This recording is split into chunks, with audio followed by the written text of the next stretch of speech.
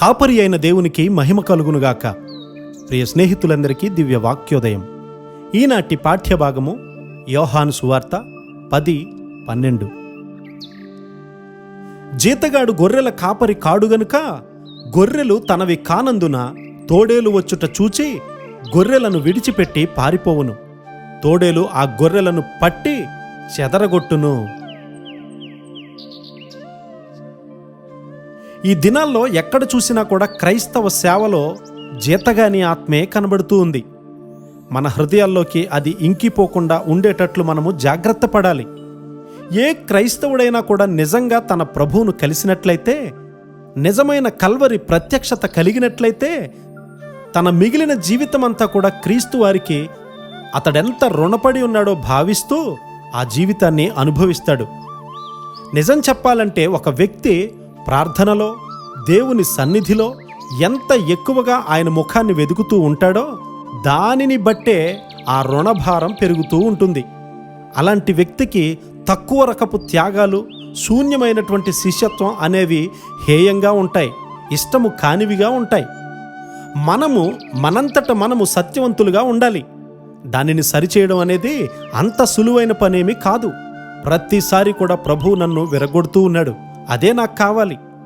ఆయన ఆత్మకు మనలను మనము అప్పగించుకుంటే మన హృదయాలకు ఆయన వాక్యాన్ని అన్వయిస్తారు. ఆయన వాక్యపు వెలుగులో మన హృదయాలను జాగ్రత్తగా పరిశీలించుకుంటూ ఉంటాము. మనము ప్రతి ఆలోచనయు పరీక్షింపబడి క్రీస్తు యొద్దకు చెరపెట్టి రావలెను. 2 కొరింథీ 10:5. ఏదో యాంత్రికంగా ఉండే ఆత్మీయమైనటువంటి అనుభవపు మెట్టుకు ప్రస్తుత మానసిక భక్తి దిగజారిపోయింది.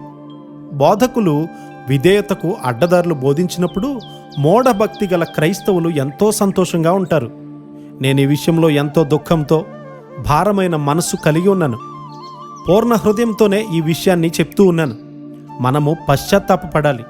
నిజమైనటువంటి ఉజ్జీవాన్ని కాపాడే బాధ్యతను దేవుడు మనకు అప్పగించాడు కదా. దానిని ఈ దినాల్లో నిర్లక్ష్యం చేస్తూ ఉన్నప్పుడు మనము నిందింపబడాలి.